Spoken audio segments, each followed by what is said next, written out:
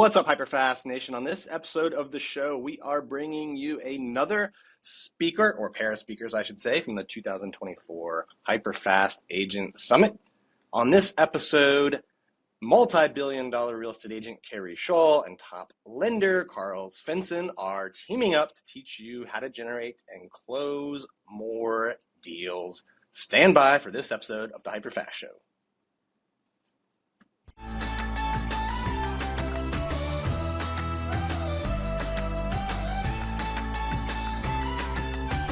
You want to manage expectations all the way through the transaction, so that way you can avoid disappointment and people are satisfied and you're going to get referrals. Yes.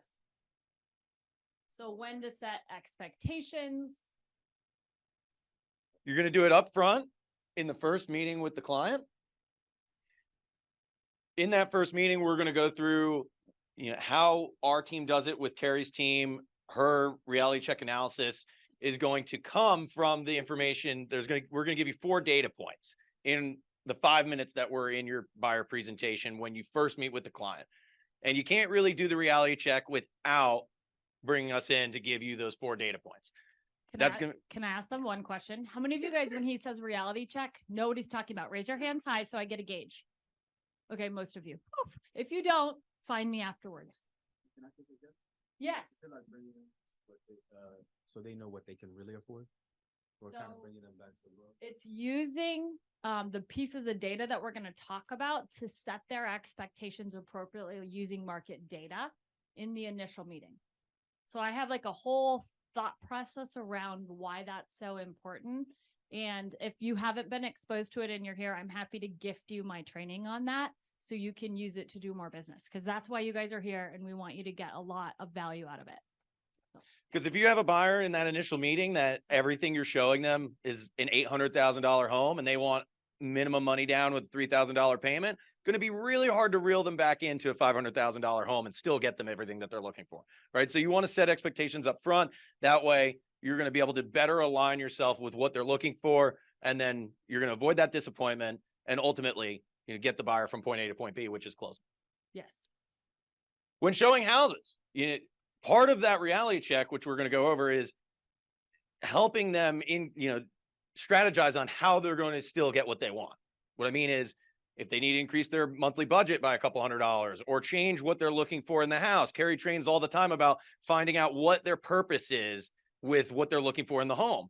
So you're going to be able to better close the buyer when you're showing them houses if you already know that you're going to take them to a house that's going to cost them a little bit more every month, right? But in that, when you're writing the contract, you got to get numbers from your lender partner before you write the contract, because there's nothing worse than getting a contract you can't close. And if I've seen it many times in my career where a contract just shows up in my inbox as a lender. First feeling is excitement. It's like, oh, great, we have a contract. But then sometimes that contract doesn't close because the buyer signed a contract without knowing what the numbers are. And then they're squeamish because it was not what they were expecting, right? So mismanaged expectations because we didn't work together as a team to get the buyer on board with what the financing looked like before getting that contract signed and ratified.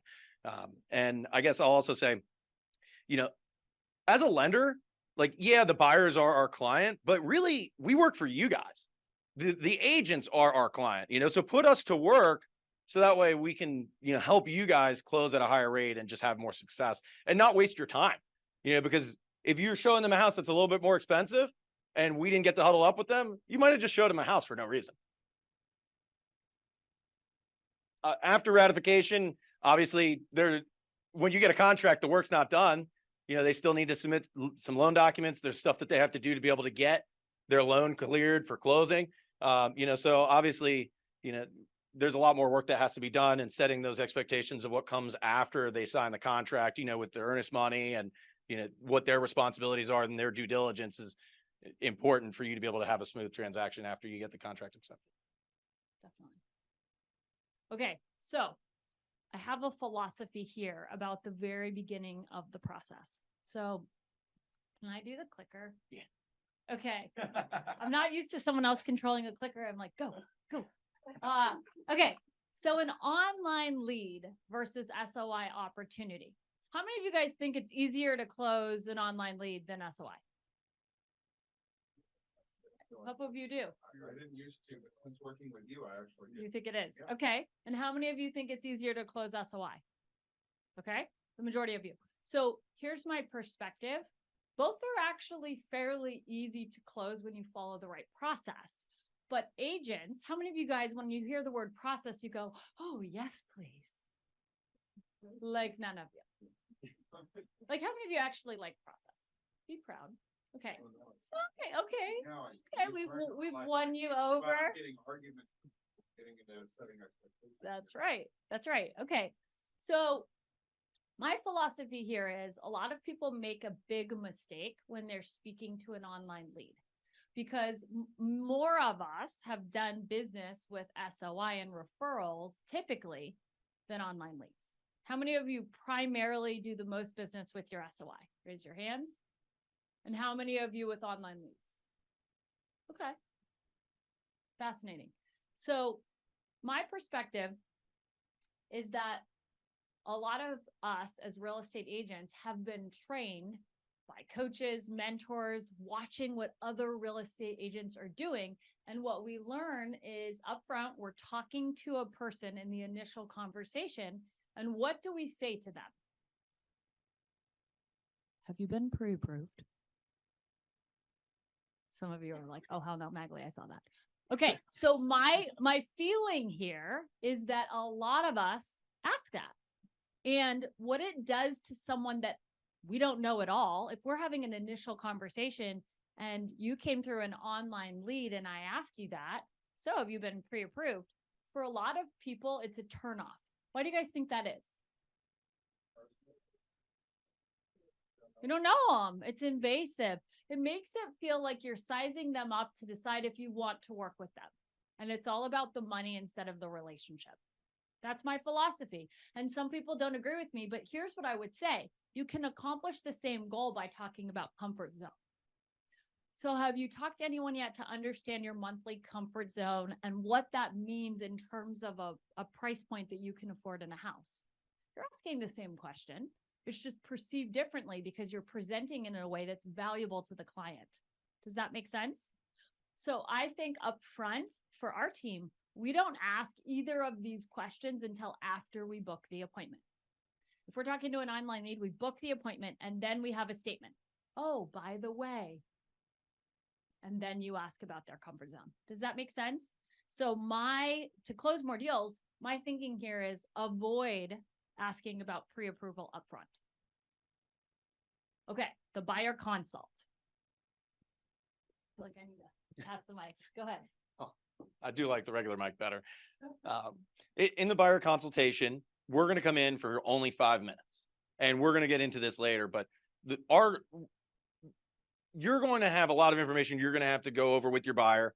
You have to be able to be on a time crunch and get all your stuff done.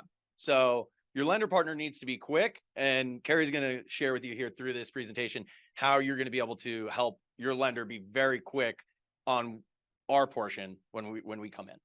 So my background is in new home sales. A lot of you know that. So if I didn't get the buyer fully vetted up front, I was spending an entire Saturday afternoon picking out cabinets and tile and carpet textures and the color.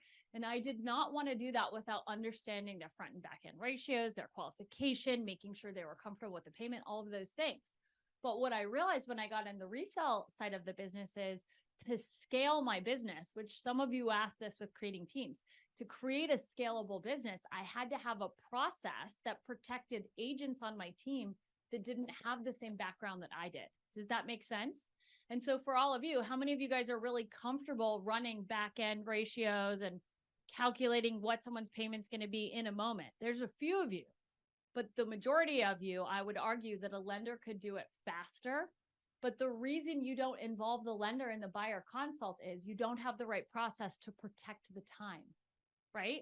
Because you're worried. If you have a lender that's chatty, anybody have a chatty partner? Chatty partners kill the conversation and they don't allow you to get to the end. So you've set all the right expectations and you can close. Am I right? Okay. So I believe you should include your lender partner with every single buyer consultation. How many of you do that today? Raise your hands. 3 of you. Okay. Okay, 4. Sam, you're a late hand raiser there. Were you like trying to think through it? Sometimes. Okay. So Karl's watched this work. And when we talked about it up front, were you used to this idea with any other team you'd ever worked with? No, before joining Keri's team, I was in the business a little over 5 years, and nobody else did it Keri's way, which actually completely changed the way that I was thinking about the whole process. And the conversion is much higher. Yeah. And you guys who had a devastating deal that stood here and apologized to each other, you would like to avoid that in the future. Am I right? Okay. So I'm going to teach you a few things that I believe are important to set you up for success in making sure you protect the relationship and have a trusted partner in that seat instead of a random dude that's a cousin's friend's uncle. Okay? That often doesn't do a full application up front, doesn't analyze the data correctly. And usually some of these lenders, they're brand new, right? So they just don't know what they're doing. So you guys have heard we have a 3-part buyer presentation. I'm going to go a little deeper into some of the conversion strategies, which you asked me for later. But on this is step 1 of our buyer process, okay? Anybody who wants this document, you are going to get a copy of it if you want it. But here's the thing to consider. How many of you guys ask detailed information about your client's finances in the initial meeting? Okay, good. 10 of you, right? So my thing is, in order for me to set Karl up for success, I have to ask about this. And some of you think, tell me, be brave, who thinks it's none of their business? Okay, a few of you. My philosophy here is they're asking us to be their guide in one of the largest financial decisions they're going to make in their life. It is our business. We have to understand their liquidity in order to give them advice about how to strategize and structure their offer, right? If you don't know how much they have in savings, how can you make a recommendation on how they structure an appraisal contingency? And if you're not at the point where you have that information up front, when they start to get closer towards buying a house, it makes them very nervous. When you come from the place of an educator and a consultant up front, they're going to open up to you and it's going to change the game. So I think a lot of the resistance, we actually had a person who started our training that said, like, I will not do this. And we had to move him off the team. I'm so serious about it because for me, it's a part of our responsibility to make sure that we have the details to protect the other side, to protect the client when we represent their side. Does this make sense? So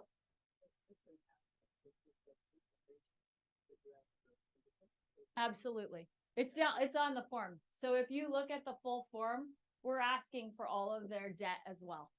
Yep. I always like to, I don't know if I can offer a suggestion. What I do Before I get to the financial part, because it is delicate for some people, I go, okay, now for this part of my analysis, I just want to ask some personal financial questions. Is that okay with you? It's going to help me understand the bigger picture, and then usually I feel like that opens people up. Absolutely. What you're doing is just enrolling them in how it's going to help them. So once in a while, someone will say, I don't know if I'm comfortable with that. It's even more important that you ask if they say that. Because why would they feel uncomfortable with it? Right. Bankruptcy, foreclosure. Yeah.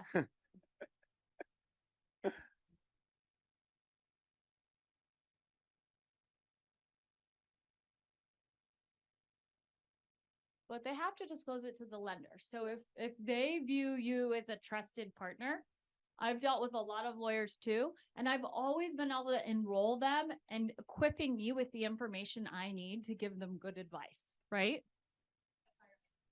Here I come. Oh, I know I'm in the corner. So you can't see. I didn't see your hand. It was hidden by my... So my real question is, I don't have an issue with buyers when it comes to their finances if I don't know them. But if it is like family, sometimes they kind of want to keep that on the hush. So how do you get around that situation? So if it were that situation, I would conference in Karl, but I would text him in advance because anytime you deviate from process to set your partner up for success, you have to communicate it. So I would say, hey, ironically, I just queued a conversation for one of his team members this weekend, and it was with my in-laws, with Dan's parents.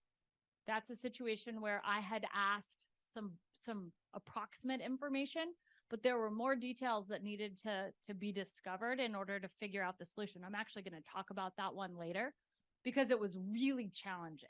So in that situation, I felt like they wouldn't be comfortable with me asking all of those details, and I let the lender do it instead. And I wasn't on the phone for it. Typically, I would stay on the phone. In that case, I introduced them and let them have the conversation without me. Okay? Okay. What was yours?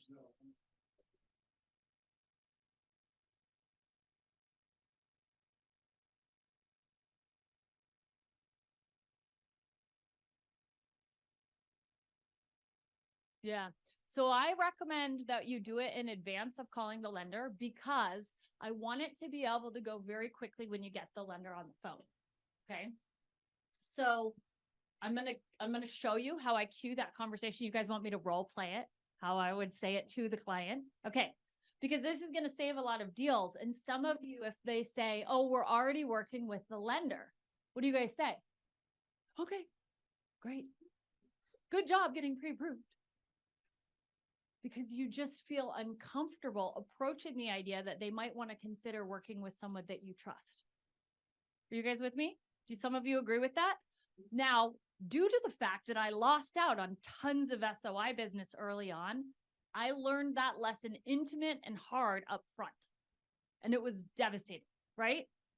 I would watch friends that loved me buy with another agent. And I'm like, what just happened? One of them bought with an agent in my office that their parents found on Google. She sold like 2 homes a year. Oh, but, and they were pissed because they got like a picture frame for the gift. I'm like, anyway, so back to today and this message. So this slide is in our buyer presentation. Most of you have seen our buyer presentation. And so when I get to this slide, I simply ask the client, will you be the client for me? Okay, perfect. So Chris, do you know the difference between pre-qualification and pre-approval? No, what is it? Okay, so the pre-qualification is actually just a real quick conversation. Typically takes 5 to 7 minutes. And we go over all the information that we talked about your finances up front. And we know exactly what your qualification is. And more importantly, what your comfort zone is. So I have a conversation scheduled for my lender, Karl, to jump on with us. Now, there's no obligation to use him, but he's going to give us the data so we can do the reality check analysis that I mentioned earlier. We set an agenda up front. And you'll be armed with all of the financial information you need to get a full pre-approval when the time is right. Does that make sense? Okay, perfect. Did I say, are you comfortable talking to my lender? No. When I present it that way, if he says, oh, I already have a lender. Okay, absolutely willing to have a conversation about the lender. I did schedule this conversation today because I want to make sure that we have aligned expectations around your comfort zone. And so Karl's ready and I'm going to pop him on the phone now. It's not like are you okay with this? Like people dance around it. I need data so I can provide service. You're controlling the process too by doing this, by not asking, you're controlling. And this is the next part of our presentation. This is what we're doing next to prepare you for success. Okay. So then when they get on the phone, here's the other piece of it. If I want Karl to be on and off the conversation in 5 minutes and I just say, oh, hey, Karl, I want to introduce you to my client, Chris. Is he set up for success, people? No, not at all, because then he's got to go through all of the details. So instead, I'm going to say, hey, Karl, I have my client, Chris, here, and we've been going through all of the details of his situation. Can I run through those with you quickly now? Yes. Okay. Annual income is this. I just go through all of the details. Now, Chris shared with me that his comfort zone is around $5,000 a month. Right, Chris? Perfect. Great, Chris. Pleasure connecting with you. Based on everything Keri shared with me today, you're going to get approved with your 5% down payment for maximum purchase price around $1 million. Notice I said purchase price first, but since Keri shared with me that you want a $5,000 monthly payment, I know that you don't want $1 million, because at $1 million, your monthly payment's going to be close to around $7,500. To get you a $5,000 monthly payment, you're going to want to find a house closer to around $725. Okay, so Karl just knows the data so clean, but here's where we fall. There's 4 pieces of data that you need to be able to advise the client, right? So let's talk about what they are. 1, the monthly comfort zone has to come from you when you call the lender. You should have already had that conversation. And if you use that little form, you know that, because most clients, do they think of it in terms of the monthly payment, or do they think of it in terms of the purchase price? Absolutely the monthly payment. Even if they're buying for the 5th time or the 7th time, that's how they think about it, because that impacts their daily budget. Does that make sense? So you always want to talk to the client. It is my philosophy at any point in the process, always, even if you're asking them, hey, there's an escalation we're going to have to make in order to potentially win this house. Another buyer bid 50,000 over. You want to break that down into what it means in terms of the monthly payment, not the $50,000. Does that make sense to you guys? Okay, super important. So review all of the financial data provided by the client upfront. Just like I said, when you first call Karl, because if you don't do that and he has to ask all those questions again, how do you think that makes the client feel? It's weird. You just went through it all, and then you put them on the phone with somebody who goes through it all. How much do you hate doing that when you push on the phone lines and then they ask you? Oh, it feels icky, right? So even if you feel a little uncomfortable because they said something like they're not confident with their credit or whatever, it's your job to relay all of that information in a very concise way to your partner, okay? And then you just pass it off to the lender.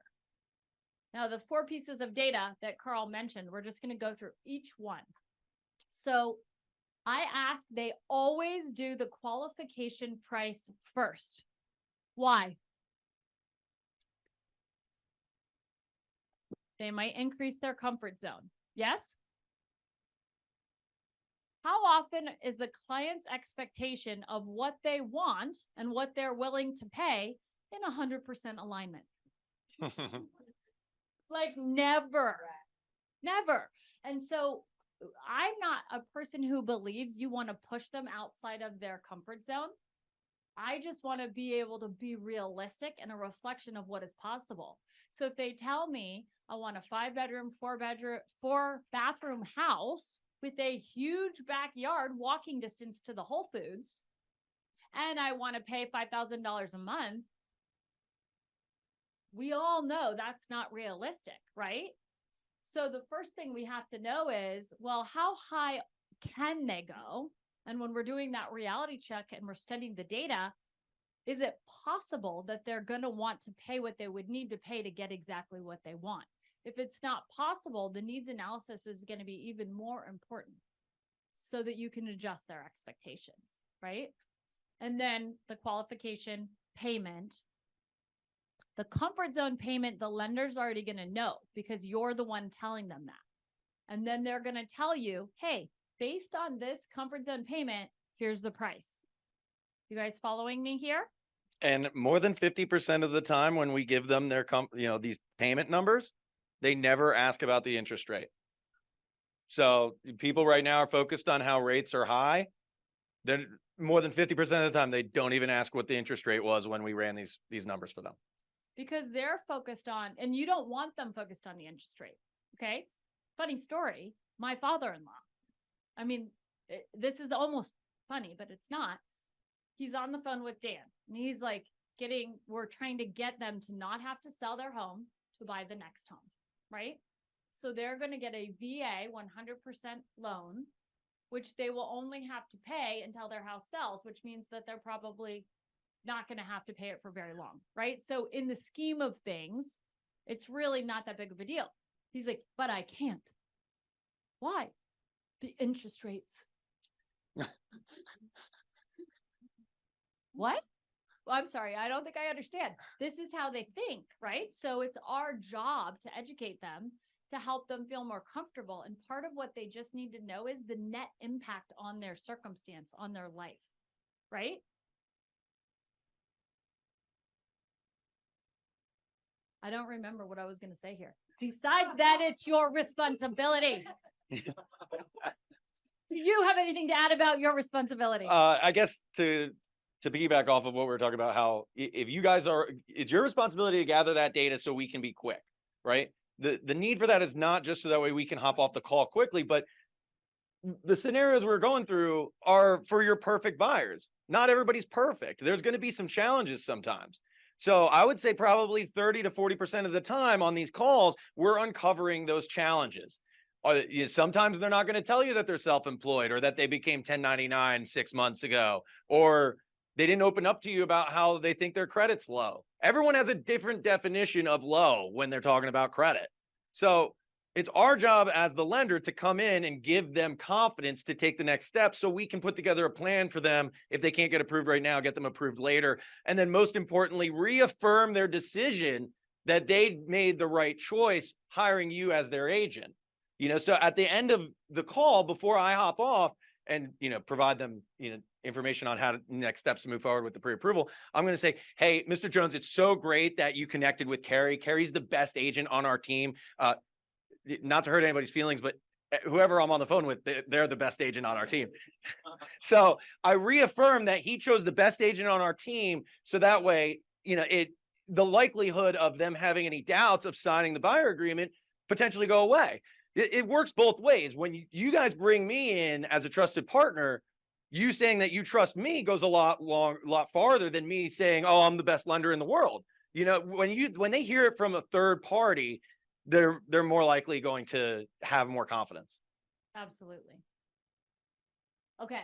So when writing the contract, this is a big one. I think that often when we're writing contracts right now, how many of you guys feel like you're competing again?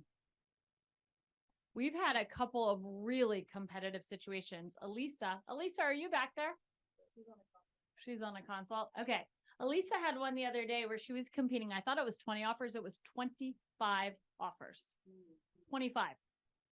So and Caitlin, who is a new agent to our team, but was my sales partner when we sold new construction, she had one the other day. My presentation this afternoon is actually based on her situation. The client had to go 10,000 above. Anyone been in that situation where you built rapport with the other agent and you know what your client needs to do to win, and your client's like this? Oh God, no, I can't do that. Right? So it's going to be about the conversations and how to use data to bridge the gap when you're in that scenario. But part of it is using your lender partner, because if you've already brought them in, they can help the client to understand the impact of a change. They can be an advocate for helping you get the client comfortable. Okay. And setting expectations so that way, if for some reason they don't win, they're not disappointed. We had an agent on the team. They got ratified this weekend, but in the initial conversations, it was like they didn't have enough money to waive the appraisal contingency. And so I helped them set expectations with the client. Like, hey, this is the offer that's being put together because it's your highest and best. But, if somebody else comes in without an appraisal contingency, even if they have a lower price to offer, the seller may go with that offer because it's less exposure to them because we're making an offer that's higher than what the house was listed for. And also, I thought it was, I appreciated the trust when she came to me and she's asking me some questions that normally things that people on Keri's team, help coach on. And I was like, what did one of the other agents in the office say? Like one of our senior agents. And she's like, oh, he told me to come to you. So I'm happy to handle that stuff because I know the answers, but that's part of how we have the process set up, right? Because how many of you guys have team members? Okay. Anyone ever feel like their team members ask them a lot of questions? Sometimes it gets a little overwhelming, right? And so part of our goal is to create different avenues for the team members to get the answers they need so they can get offers on paper quickly, right? So Karl and his team are a resource. Now, what about the conversation with the listing agent? Yeah, show of hands. How many of you know that your trusted lender calls the listing agent when you submit your offer? Great. Okay. How many of those that just raised your hand know what your lender is saying on that conversation? Good. That's more than I expected.